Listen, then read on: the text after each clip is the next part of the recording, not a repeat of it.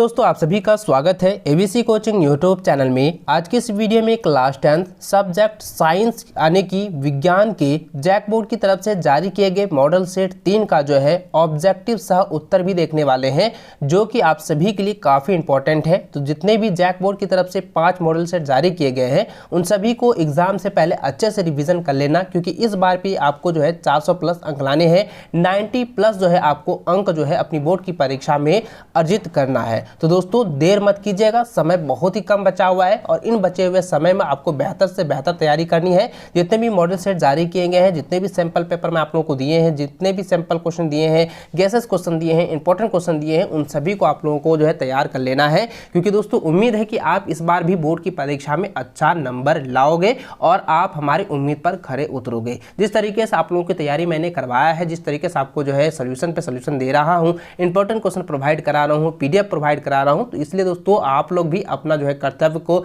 ना भूलें और आप जो है अपनी बोर्ड की परीक्षा के लिए पूरी लगन से जो है लग जाइए, क्योंकि आपका एग्जाम्स बहुत नजदीक है। ठीक है, तो चलो दोस्तों आगे बढ़ने से पहले आप सभी से रिक्वेस्ट है, चैनल पर पहली बार आए हैं तो चैनल को सब्सक्राइब करने के साथ बेल आइकन को प्रेस करके ऑल पर सेलेक्ट जरूर कर लीजिएगा। और बच्चों साइंस का सेट 1 सेट 2 का और सोशल साइंस के, मैथ के, इंग्लिश के, हिंदी के सभी सब्जेक्ट का जो है क्वेश्चंस व इंपॉर्टेंट क्वेश्चन का सॉल्यूशन वीडियो जो है आप लोगों को प्लेलिस्ट पर मिल जाएगा। आपने अभी तक चेकआउट नहीं किया है तो एक बार प्लेलिस्ट को भी एक बार चेकआउट जरूर कर लीजिएगा। ठीक है, तो चलिए दोस्तों क्वेश्चन की ओर चलते हैं। तो देखिए सबसे पहला सवाल ये देख सकते हैं, जो कि काफी इंपॉर्टेंट सवाल दिया गया है, जो रिपीटेड क्वेश्चन है। यहाँ पे दिया गया है कि एक लड़का समतल दर्पण के सामने 100 सेंटीमीटर की दूरी पर खड़ा है, लड़के और प्रतिबिंब की बीच की दूरी क्या होगी। तो दोस्तों ध्यान दीजिएगा, अगर किसी समतल दर्पण को मान के चलते हैं, किसी कांच को जो है यहाँ पे रखे हैं और हम जो है यहाँ पे 100 मीटर की दूरी पर है। ठीक है, और तो दर्पण के जो पीछे बनेगा, यानी कि इसका जो काल्पनिक जो प्रतिबिंब बनेगा वो भी तो 100 मीटर की दूरी पे बनेगा। यानी कि हमारी जो है कांच की जो दूरी और हमारी जो बीच में की दूरी है वो 100 मीटर है, और इसका जो प्रतिबिंब जो होगा वो 100 मीटर की दूरी पर बनेगा। यानी कि अब यहाँ से देखा जाए कि मेरा और मेरी जो छाया है यानी प्रतिबिंब जो बन रहा है वो इसके बीच की दूरी कितनी है, ये 100 हो गया और ये 100 हो गया, कितने हो गए 200 मीटर हो गए। तो इसी की इसका आंसर क्या हो जाएगा, आपका ऑप्शन नंबर बी हो जाएगा 200 मीटर। ठीक है, आई होप आपको इसको समझ में आ गया होगा। चलिए आगे बढ़ते हैं, इसको कॉपी में नोट कर लीजिएगा बच्चों। मैं आपको इसी तरह से नहीं कर रहा हूं कि आप जो है इसी तरह समझ लें, आप इसको कॉपी में नोट कर लीजिए, क्योंकि इस बार आपने जिस तरीके से टारगेट रखा है कि 50 प्लस अंक लाना है तो लाना है, चाहे वो मेहनत कितनी भी करनी पड़ जाए। ठीक है, चलिए आगे बढ़ते हैं। दूसरा नंबर क्वेश्चन देखें, यहाँ पे दिया गया है कि एक वस्तु अवतल दर्पण के सामने 10 सेंटीमीटर पर रखा है, जबकि दर्पण की फोकस दूरी 20 सेंटीमीटर है, तो प्रतिबिंब बनेगा। तो प्रतिबिंब क्या बनेगा, यह प्रतिबिंब जो है, यह प्रतिबिंब क्या होगा, यह प्रतिबिंब आभासी, सीधा और वस्तु की अपेक्षा जो है बड़ा बनेगा, क्योंकि यहाँ पे साफ साफ बताया गया है कि यह जो है अवतल दर्पण जो कि 10 सेंटीमीटर पर रखा गया है। ठीक है, दर्पण से थोड़ा सा 10 सेंटीमीटर की दूरी में रखा है, और उसका जो फोकस दूरी ना वो 20 सेंटीमीटर है। तो इसका जो बनेगा तो ये बन सकता है 30 या 40 के बीच में जो है इसका सेंटीमीटर की दूरी पर जो है इसका प्रतिबिंब बनेगा, जो कि आभासी और सीधा और वस्तु की अपेक्षा जो है काफी बड़ा बनने वाला है। तो इसलिए दोस्तों यहाँ पे अवतल दर्पण जैसे देखें तो आपको याद रखना है कि यह जो है आभासी, सीधा और बड़ा बनेगा। अगर उत्तल कहेगा तो आपको याद रखना है कि आभासी उल्टा और वस्तु की अपेक्षा जो है छोटा बनेगा। इसको आप लोग हमेशा याद रखेंगे। ठीक है, तो ऑप्शन नंबर सी जो है इसका सही आंसर होगा। इसको आप लोग कॉपी में नोट कर लीजिए।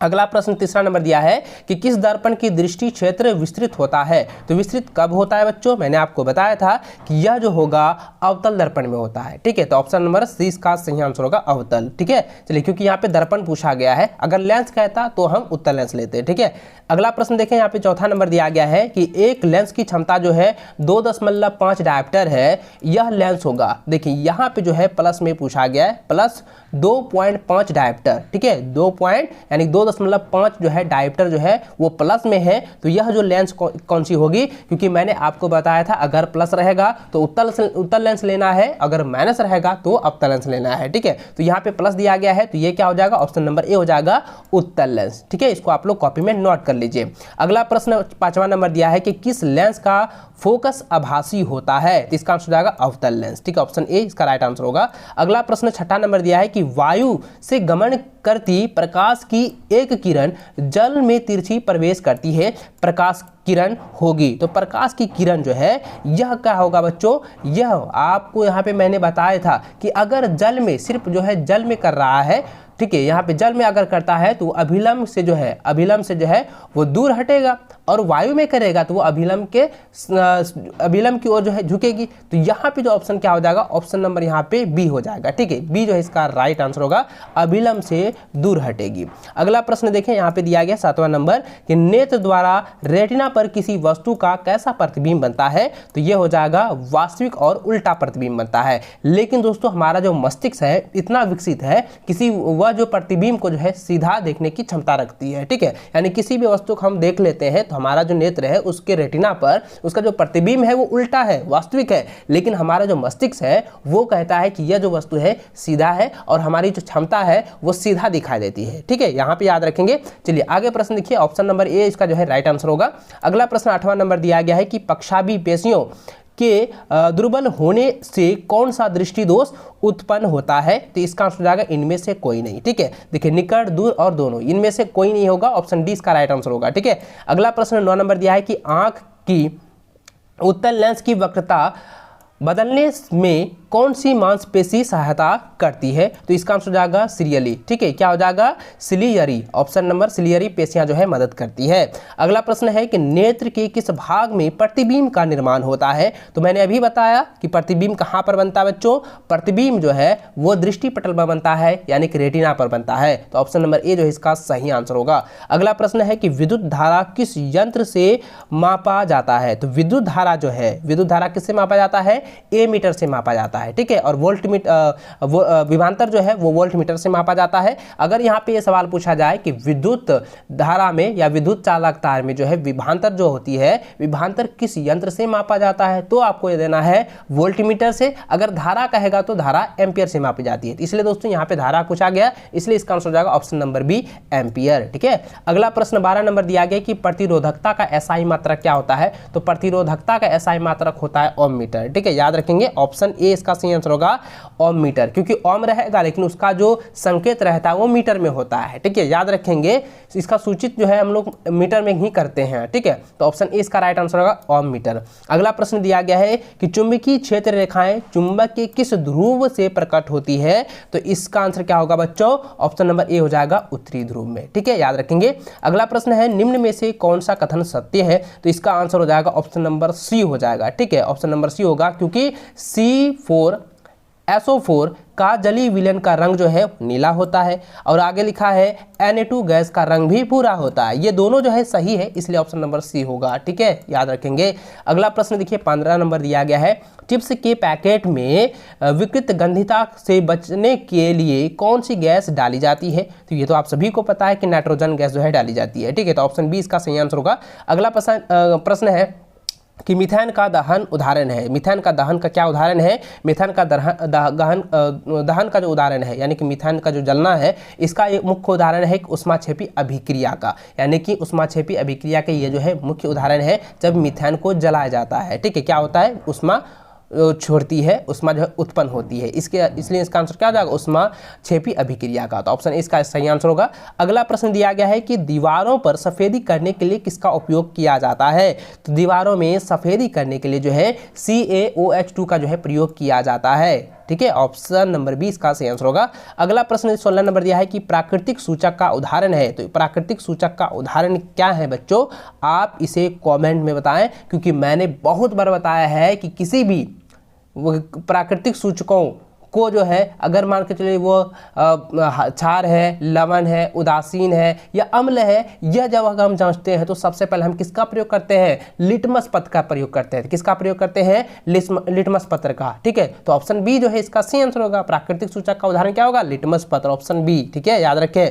अगला प्रश्न है 19 नंबर कि इनमें से कौन प्रबल क्षारक नहीं है, तो इसका आंसर क्या हो जाएगा, ऑप्शन नंबर डी हो जाएगा, इनमें से कोई नहीं है। ठीक है, आप देख सकते हैं इनमें से जो है यह कोई नहीं है। अगला प्रश्न देखिए 20 नंबर दिया गया है कि NaOH का उपयोग होता है, NaOH का उपयोग होता है साबुन तथा अपमार्जक में। ठीक है, साबुन तथा अपमार्जक में होता है। अगला क्वेश्चन है कि मेथनोइक अम्ल किस में उपस्थित रहता है, दोस्तों यह जो हो जाएगा नेटल डंक में उपस्थित होता है। तो ऑप्शन जो है 20 का सही आंसर होगा। ठीक है, नेटल डंक में। अगला प्रश्न देखेंगे तो दोस्तों यहाँ पे देखिए मेथेनाइक अम्ल जो है ये लाल चींटी में भी पाया जाता है, इसलिए इसका सटीक आंसर होगा ऑप्शन नंबर सी, दोनों में हो जाएगा, 21 का सी हो जाएगा। अगला प्रश्न 22 नंबर है कि स्वतंत्र अवस्था में पाए जाने वाले धातु हैं, तो इसका आंसर क्या होगा बच्चों, ऑप्शन नंबर ए हो जाएगा गोल्ड। ठीक है, इसको अच्छे से आप लोग याद रखेंगे, सोना। अगला प्रश्न है कि धातु जल के साथ अभिक्रिया करके कौन सी गैस उत्पन्न करती है, तो इसका आंसर हो जाएगा ऑप्शन नंबर बी हो जाएगा, H2 गैस जो है उत्पन्न करती है। अगला प्रश्न है स्वतंत्र अवस्था में पाए जाने वाली धातु हैं, तो इसका आंसर हो जाएगा Zn, Fe और Mg। ठीक है, यानी कि जिंक हो जाएगा, लोहा, ठीक है, और उसके बाद हो जाएगा मैग्नीज। ठीक है, इसको अच्छे से आप लोग याद करेंगे। ऑप्शन जो है सी जो है इसका, सॉरी इस ऑप्शन सी नहीं होगा, ये ऑप्शन नंबर डी इसका राइट आंसर होगा, Cu, Ag और Au हो जाएगा। ठीक है, यानी कि सोना हो जाएगा, कॉपर हो जाएगा और एल्गेरियम हो जाएगा। ठीक है, आर्गन Ag, तो इसको जो है आप लोग याद रखेंगे, ऑप्शन नंबर डी जो है इसका सही आंसर होगा। मैं एक बार फिर से पढ़ देता हूँ, 24 नंबर क्वेश्चन दिया है कि स्वतंत्र अवस्था में पाए जाने वाला धातु क्या है, वो Cu, Ag और Au है। ठीक है, ऑप्शन डी इसका राइट आंसर होगा। ठीक है, यहाँ पे मिस्टेक हो गया था। चलिए अगला सवाल देखते हैं। 25 नंबर यहाँ पे देखें दोस्तों, दिया गया है कि स्वतंत्र अवस्था में पाए जाने वाली धातु है, तो इसका आंसर हो जाएगा ऑप्शन नंबर डी हो जाएगा, कॉपर। ठीक है, याद रखेंगे। अगला प्रश्न है निम्न में से कौन सा कथन जो है असत्य है, तो यहाँ पे बताना है कि इनमें से कौन सा कथन जो है पूरी तरह से गलत है। तो देखिए दोस्तों, यहाँ पे जरा ध्यान देंगे तो पहला दिया है कि हीरा ग्रेफाइड फ्लोरीन कार्बन का अपरूप है, तो ये बिल्कुल सही है। ठीक है, दूसरा दिया है ग्रेफाइड बिल्कुल विद्युत का सुचालक होता है, ये भी सही है। हीरा सबसे कठोरतम पदार्थ है, ये भी सही है। और ये चौथा जो दिया है कि कार्बन में समाव्यता का गुण नहीं पाया जाता, ये बिल्कुल गलत है क्योंकि समाव्यता पाया जाता है। ठीक है, इसलिए दोस्तों इसका क्या है, यहाँ पे सवाल जो है ऑप्शन नंबर डी इसका आंसर होगा, क्योंकि यहाँ पे पूछा गया ये असत्य है, ये जो है असत्य, ये कथन जो है असत्य दिया गया ऑप्शन डी में। ठीक है, इसका सटीक आंसर क्या हो जाएगा, ऑप्शन डी हो जाएगा। अगला सवाल जो है 27 नंबर यहाँ पे दिया गया है कि आवर्त सारणी में बाई से दाई की ओर जाने वाली निम्न प्रवृत्ति दिखाई पड़ती है, तो इसका आंसर हो जाएगा ऑप्शन नंबर ए हो जाएगा। ठीक है, ऑप्शन नंबर क्या हो जाएगा, ए हो जाएगा, यानी सॉरी यहाँ पे 27 नंबर का ऑप्शन बी हो जाएगा, संयोजकता में वृद्धि होती है। ठीक है, याद रखेंगे किसी भी आवर्त सारणी में अगर बाई से अगर दाई की ओर जाते हैं तो उसकी जो प्रकृति है वो जो है संयोजकता में वृद्धि होती है। ठीक है, संयोजकता में वृद्धि होती है, तो ऑप्शन बी इसका सही आंसर होगा। अगला प्रश्न 28 नंबर है कि पादप में जल का वहन के लिए उत्तरदायी होता है, तो ये जो होता है बच्चों, ये क्या होता है, जाइलम में होता है, तो ऑप्शन ए इसका सही आंसर होगा। अगला प्रश्न देखें, यहाँ पे 29 नंबर दिया गया है कि मछली के हृदय में कोष्ठक की संख्या होती है, तो इसका आंसर हो जाएगा 2 कोष्ठक होती है। ठीक है, ऑप्शन ए इसका सही आंसर होगा। अगला प्रश्न है कि निम्न में से किसका संबंध उत्सर्जन तंत्र से है, तो इसका आंसर होगा ऑप्शन ए, आधारी निस्तंभ एकक का। ठीक है, तो ऑप्शन ए इसका सटीक आंसर होगा। अगला प्रश्न 31 नंबर है कि रक्तदाब किस तंत्र से पाया जाता है, यानी कि रक्तताप जो है, यानी रक्तताप कह सकते हैं या रक्तदाब कह सकते हैं, यह जो है किस तंत्र में जो है पाया जाता है, किस तंत्र से पाया जाता है, तो इसका आंसर क्या हो जाएगा, ऑप्शन नंबर ए हो जाएगा। ठीक है, या इस साइपोगैनोमैनोमीटर। ठीक है, यहाँ पे लिखा है साइकोगैमोमैनोमीटर। चलिए अगला प्रश्न देखते हैं, यहाँ पे दिया गया है 32 नंबर की कौन सा हार्मोन अधिवृक्क ग्रंथि से स्रावित होती है। देखिए यह जो है क्वेश्चन काफ़ी रिपीटेड है और ये बार बार एग्जाम में ही पूछा जाता है और आपके मॉडल पेपर में कई बार ये सवाल जो है रिपीटेड यहाँ पे किया गया है, इसको एक बार जो है अच्छे से रिवीजन जरूर कर लीजिएगा। तो दोस्तों इसका आंसर हो जाएगा एड्रेनलिन। ठीक है, क्या हो जाएगा, एड्रेनलिन। ठीक है, ऑप्शन बी इसका सटीक आंसर होगा। अगला क्वेश्चन है कि वृद्धि हार्मोन कहाँ से स्रावित होते हैं, तो वृद्धि हार्मोन जो है यह जो है पीयूष ग्रंथि से स्रावित होते हैं। ठीक है, याद रखेंगे। अगला प्रश्न दिया गया है कि विषाणु जनित रोग है, तो विषाणु जनित रोग क्या है, तो ये हो जाएगा दोनों, क्योंकि HIV एड्स भी है और यहाँ पे वाट भी है, तो इसलिए ऑप्शन नंबर सी इसका सही आंसर होगा।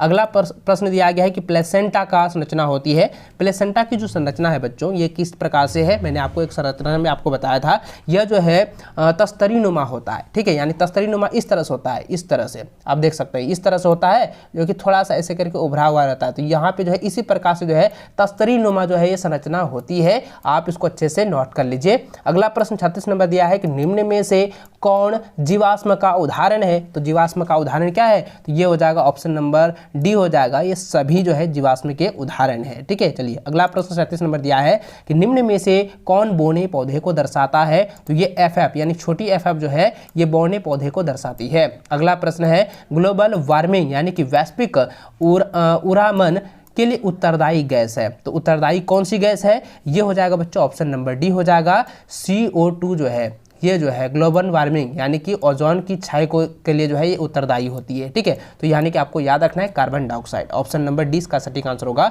अगला प्रश्न 39 नंबर दिया गया कि निम्न में से कौन कृत्रिम परितंत्र का उदाहरण है? तो कृत्रिम परितंत्र का जो उदाहरण होगा बच्चों, आप मुझे कॉमेंट करके बताएं, क्योंकि दोस्तों यहाँ पे जरा ध्यान दीजिए, कृत्रिम परिक्रम के लिए है तो यहाँ पे क्या हो जाएगा? बागवानी हो जाएगा। ठीक है, याद रखेंगे ऑप्शन बी इसका सही आंसर होगा। अगला प्रश्न है बायोगैस का मुख्य घटक क्या है? तो इसका आंसर हो जाएगा CH4। ठीक है, यानी कि मीथेन। ऑप्शन सी इसका सही आंसर होगा।